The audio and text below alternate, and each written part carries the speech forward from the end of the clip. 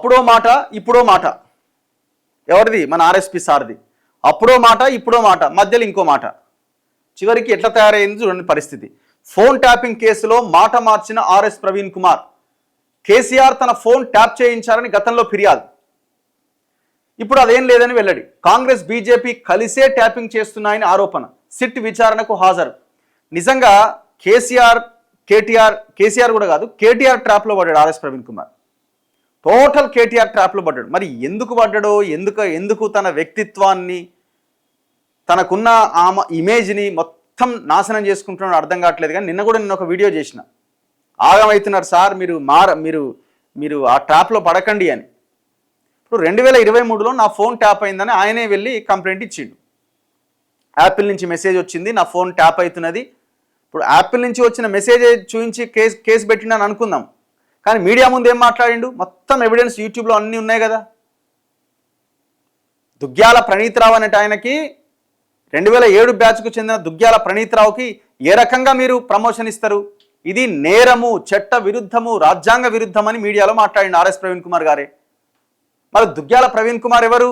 ప్రభాకర్ రావుకి పెట్టు చెంచా. ప్రభాకర్ రావు సహకారంతోనే దుగ్గ్యాల ప్రణీత్రావుకి డిఎస్పీగా ప్రమోషన్ వచ్చింది ఇంటెలిజెన్స్ విభాగంలో. ఆనాడు మీరు దాన్ని క్వశ్చన్ చేసిర్రు. 2023లో మీరు వెళ్ళి కంప్లైంట్ చేసిర్రు నా ఫోన్ ట్యాప్ అవుతున్నదని. రేవంత్ రెడ్డి ఫోను, బండి సంజయ్ ఫోన్, అందరి ఫోన్లు ట్యాప్ అవుతున్నాయని మీరే మాట్లాడారు. యూట్యూబ్లో వీడియోలు ఉన్నాయి, నిన్న కూడా నేను ప్లే చేసి చూపించిన. ఇప్పుడు మీరు బీఆర్ఎస్లో చేరగానే మీరు చేసిన కంప్లైంట్ ఎగిరిపోయింది. బీఆర్ఎస్లో చేరగానే ప్రణీత్రావు ఎగిరిపోయిండు. బీఆర్ఎస్లో చేరగానే ప్రభాకర్ రావు గొప్పోడు అయిపోయిండు. ప్రభాకర్ రావు సమాజ సేవకుడు అయిపోయిండు. బీఆర్ఎస్లో చేరగానే కాంగ్రెస్ ఫోన్ ట్యాపింగ్ చేస్తుందన్నది ఇప్పుడు ఎత్తుకున్నారు. కాంగ్రెస్ ఫోన్ ట్యాపింగ్ చేసి దాని మీద పోరాటం చేయండి, కోర్టులకు వెళ్ళండి. ఏ రకంగా మీ దగ్గర ఇన్ఫర్మేషన్ ఉంటే దాన్ని ప్రజల ముందు పెట్టండి. కానీ మీరు 2023లో మీరు చేసిన కంప్లైంట్కి మీరు కట్టుబడి ఉండాలి కదా. ఆనాడు కేసీఆర్ ఫోన్ ట్యాప్ చేసిండు ఎస్ అని మీరు గతంలో మాట్లాడిన మాటలకు కట్టుబడి ఉండాలి కదా. చెప్పండి మీరు బయటకు వచ్చి, నేను కూడా ఫక్త్ పొలిటీషియన్నే, నేను ఇట్లనే మాట్లాడతాను, నేను కూడా రాజకీయ నాయకుని, బీఆర్ఎస్లో ఉన్నా, అప్పుడు కాంగ్రెస్లో ఉన్నా, ఇప్పుడు రాజకీయ నాయకులు అంటుంటారు కదా గతంలో ఎందుకు మాట్లాడినామంటే ఆనాడు ఆ పార్టీలో ఉండే అట్లా మాట్లాడాల్సి వచ్చింది పార్టీ విధానాలకు అనుగుణంగా అని చెప్పండి. ఆనాడు కేసీఆర్కి వ్యతిరేకంగా పోరాటం చేసిన కాబట్టి మాట్లాడినా, ఇప్పుడు కేసీఆర్ దగ్గరనే చేరినా కాబట్టి మాట్లాడలేకపోతున్నా. చెప్పేస్తే అయిపోద్ది కదా. నిన్న నేను ఈ వీడియో మీరు చూడండి. కాకపోతే ఈ డబుల్ స్టాండ్ ఎందుకండి? మీ వ్యక్తిత్వాన్ని మీరు టోటల్గా ఇది చేసుకుంటున్నారు. ఇగో ఇవి వినండి ఒకసారి. మీరు మా ఫోన్ లాక్ చేస్తున్నారు, మీరు మా సిడిఆర్స్ అనలైజ్ చేస్తున్నారు. అందరు ప్రతిపక్ష నాయకులు, ఇక్కడ కూర్చున్న జర్నలిస్టులు, మీ దగ్గర పనిచేసే అధికారులు, ఎవరెవరు మీకు అనుమానం ఉన్న ప్రతి ఒక్కరిని కూడా మీరు రకరకాల ఏజెన్సీలు పెట్టి, ఆ ఏజెన్సీలను పెట్టి ఇజ్రాయెల్ నుంచి అనాలిసిస్ సాఫ్ట్వేర్ తీసుకొచ్చి, పెగాసస్ తీసుకొచ్చి, ఇన్ని సాఫ్ట్వేర్లు తీసుకొచ్చి అనలైజ్ చేస్తున్నారు కదా. మరి ఈ ముచ్చట మీకు ఎందుకు తెలియలేదు? ఎప్పుడన్నా ఆలోచించిండ్రా? ఎప్పుడన్నా మీకు చూసిండ్రా ఇది ఎందుకైందో?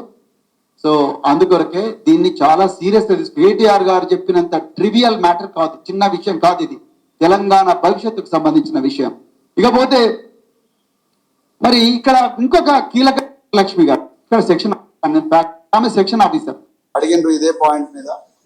నేను ఒక బాధ్యతాయుతమైన పోలీస్ అధికారిగా, ఇదేమో బీఎస్పీ అధ్యక్షుడిగా ఉన్నప్పుడు, ఈ వీడియోనేమో జస్ట్ ఒక కాంగ్రెస్ అధికారంలోకి వచ్చిన ఇమీడియట్ గా ఒక రిటైర్డ్ పోలీస్ అధికారిగా, మరి ముఖ్యంగా ఒక బాధ్యతాయుతమైన పౌరుడిగా ఫోన్ ట్యాపింగ్ వ్యవహారంలో నేను ఎలాంటి పబ్లిక్ స్టేట్మెంట్ చేయను. ఎందుకంటే ఇది ఫోన్ ట్యాపింగ్ అనేది దేశ భద్రతకు సంబంధించిన విషయం. ఒకవేళ ఎవరైనా ఈ ఫోన్ ట్యాపింగ్ లో తప్పులు, అంటే ఫోన్ ట్యాపింగ్ అనే టెక్నాలజీని కానీ ఆ ప్రొసీజర్ని కానీ వాడుకొని మరి వాళ్ళ స్వార్థ ప్రయోజనాల కోసం వాడుకొని ఉంటే వాళ్ళు తప్పకుండా చట్టపరంగా శిక్షార్హులే. అంతే తప్ప నేను ఒక బాధ్యత గల ఒక సీనియర్ రిటైర్డ్ పోలీస్ అధికారిగా, అదే విధంగా ఒక బాధ్యతాయుతమైన రాజకీయ నాయకుడిగా నేను దేశ భద్రతకు సంబంధించిన ఈ వ్యవహారంలో ఎలాంటి కామెంట్ చేయాలని అనుకోవడం లేదు. ఒకవేళ ఎవరైనా తప్పు చేసి ఉంటే తప్పకుండా వాళ్ళను చట్ట ప్రకారంగా శిక్షించాలి, బరాబర్ శిక్షించాలి. అట్ ది సేమ్ టైం దీన్ని రాజకీయ ప్రయోజనాల కోసం వాడుకోకండి. నేను మళ్ళీ రిపీట్, దాని మీద నేను ఎలాంటి పబ్లిక్ స్టేట్మెంట్ చేస్తున్నాను ఆ విషయం ప్రయోజనాలు దృష్టిలో పెట్టుకునే పరిపాలన చేసినట్టు తప్ప పోలీసుల మీద ఆధారపడి ఎక్కడ కూడా మరి పరిపాలన చేయలేదన్న విషయం స్పష్టంగా నేను సిట్ అధికారులకు చెప్పిన. ఒకవేళ ఎవరైనా అధికారులు తప్పు చేసి ఉంటే వాళ్ళ మీద యాక్షన్ తీసుకోండి అని నేను కూడా కోరిన. కానీ దీన్ని రాజకీయాలకు ముడిపెట్టకండి. రేవంత్ రెడ్డి ఆడుతున్న రాజకీయ చదరంగంలో సిట్ అనేది ఒక పావుగా మారకూడదని చెప్పేసి కూడా నేను క్లియర్ గా రిక్వెస్ట్ చేసిన. అదే విధంగా మళ్ళొకసారి చెప్తున్నా, రేవంత్ రెడ్డి విచ్చలవిడిగా డార్క్ వెబ్ లో అత్యంత అధునాతనమైన టూల్స్ కొన్ని తీసుకొని వాటిని వాడి తన ఓన్ మంత్రుల ఫోన్లో ట్యాప్ చేస్తా ఉన్నారు. దాని మీద పూర్తి స్థాయిలో ఎంక్వైరీ జరగాలని కూడా ఈ రోజు నేను సిట్ అధికారులను కోరడం జరిగింది. మరి వెంటనే రిపీట్ చేస్తున్నా, నేను యాపిల్ నుంచి వచ్చిన మెసేజ్ ను కమిషనర్ ఆఫ్ పోలీస్ గారికి ఇచ్చిన, అంతకుమించి నేను ఎక్కడ కూడా ఏమీ చేయలేదని క్లియర్ గా చెప్తాను. సో ఈ రకంగా తప్పించుకునే వ్యవహారం దేనికి? ఓపెన్గా ఉండాలా? మీరు ఎప్పుడైతే ఆ బీఆర్ఎస్లో జాయిన్ అయినారో టోటల్గా కొలాప్స్ అవుతున్నారు. దయచేసి ఆలోచించుకోండి. ఇక మీరు బయటకు వస్తారా లేరా అనేది మాకు సంబంధం లేని విషయం. కానీ మీరు ఎంతో కొంత ఈ సమాజం కోసం పనిచేసిన వ్యక్తులుగా మీరు నిలబడాలి ఈ రాష్ట్ర రాజకీయాలను మాలాంటి వాళ్ళని కోరుకుంటున్నాం. నిలబడాలి. మీరు నిలబడకపోగా మీరు మొత్తం మీరు అధపాతాళానికి తొక్కబడుతున్నారు. మీరు కేటీఆర్ ట్రాప్లో పడుతున్నారు. దయచేసి పడకండి. మీ ఇంకా మీ అవసరం ఈ సమాజానికి ఉంది అని మేము భావిస్తున్నాం. ఇంకా వీడియోలు ఉన్నాయి. మీరు గతంలో మాట్లాడిన వీడియోలు వీటి కంపేర్ చేస్తే అసలు జమీన్ ఆస్మాన్, అసలు సంబంధం లేకుండా ఉన్నాయి.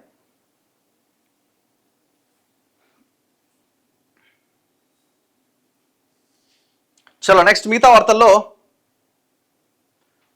పబ్లిక్ రియాక్షన్ ఏంది ఈ ఫోన్ ట్యాపింగ్ అంశం మీద? మీరేమనుకుంటున్నారు?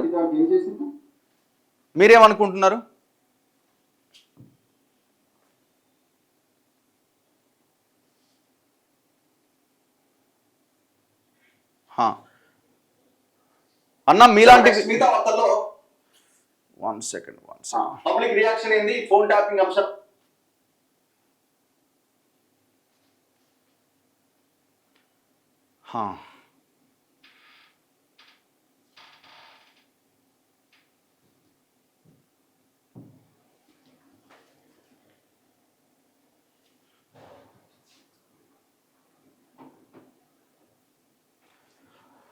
అన్న మొత్తం అమ్ముడు పోయే వాళ్ళే Raghanna. Phone tapping timepass enquiry అన్న వేస్ట్ ఆఫ్ టైం.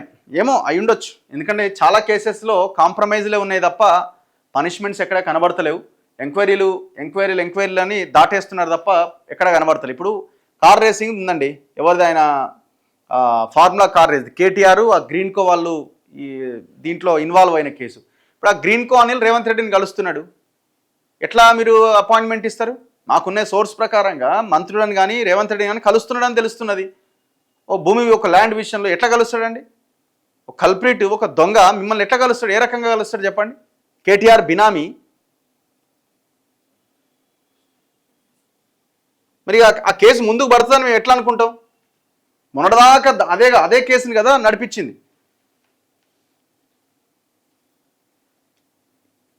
బీఆర్ఎస్ కమ్ముడు పోయిన ఆర్ఎస్పీ వీళ్ళు ఇట్లా మెసేజ్లు పెడతా ఉన్నారు. ఫోన్ ట్యాపింగ్ దొంగలను ఉరిదీయాలి. గత పాలకులు ఎన్ని అరాచకాలు చేశారు, ఒక్క కేసులో కూడా జైలుకు వెళ్ళలేదు. దీనికి ఖచ్చితంగా రేవంత్ రెడ్డి బాధ్యత వహించాలా. RS Praveen is a spy before he joined BSP to BRS party అట. ఉన్న క్రెడిబిలిటీ మొత్తం పోయింది. ఏపీ ఎంసెట్లో మన తెలంగాణ వాళ్ళకి సీట్ ఇస్తలేరట. అన్న ఆర్టీసీ గురించి మాట్లాడి 2 పీఆర్సీలు పెండింగ్లో ఉన్నాయి. పార్టీ మారగానే మంచి వాళ్ళు అవుతారా? రఘు అన్న ఆర్ఎస్ ప్రవీణ్ కుమార్ సార్ తన వ్యక్తిత్వాన్ని కోల్పోయాడు. సీఎం రమేష్కు రోడ్ల కాంట్రాక్ట్ ఇచ్చారు కదా భయ్యా, మన తెలంగాణలో లేరా? ఆంధ్ర బూట్లు నాకుతున్నారు, ఇంకా వీళ్ళు అందులో మూతులు నాకుతున్నారు. తెలంగాణలో కాంట్రాక్టర్లు లేరా? వీళ్ళకి కనబడరు. ఇప్పుడు ఆయన పొన్నం ప్రభాకర్ నేను అన్నాడు కదా, కామారెడ్డి డిక్లరేషన్ మేము ఫాలో అవుతున్నాం, దాన్ని ఖచ్చితంగా అమలు చేస్తామని. 42% తెలంగాణ కాంట్రాక్టర్లకి మేలు చేస్తామని అందులో కామారెడ్డి డిక్లరేషన్లో ఉంటుంది. మరి ఎంతమంది తెలంగాణ కాంట్రాక్టర్లకి కాంట్రాక్ట్లు ఇస్తున్నారు? హరే తెలంగాణ సర్పంచ్లు, తెలంగాణలో చిన్న కాంట్రాక్టర్లు బిల్లులు రాక ఆగమైపోతున్నారు. 13,000 కోట్ల బిల్లులు చెల్లించారు పొంగులేటి శ్రీనివాసరెడ్డికి, మెగా కృష్ణారెడ్డి కలిపి. ఆ 13,000లో ఒక 2,000 కోట్లు అందరికీ సెట్ చేస్తే అయిపోతుంది. ఆడ ఆపొచ్చు కదా, పెద్ద కాంట్రాక్టర్లు కదా వాళ్ళు.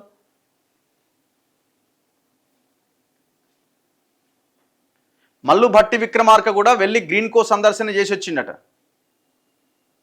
బస్తీ దవాఖానా 5 నెలల జీతాలు లేవట పాపం. రఘు అన్న హైదరాబాద్లో చక్కగా డ్రైనేజీలు లేవు, కొంచెం గవర్నమెంట్ రెస్పాండ్ అవ్వాలి.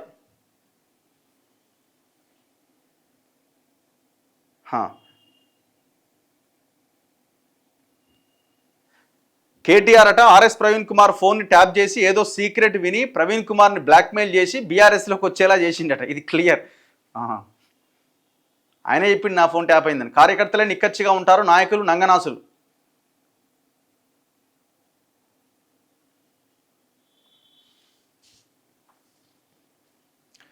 రేవంత్ రెడ్డి బీఆర్ఎస్ ఒకటే, ఎందుకంటే మల్లన్న దాడి విషయంలో ఇప్పటివరకు బీఆర్ఎస్ పైన కేసు కాలే.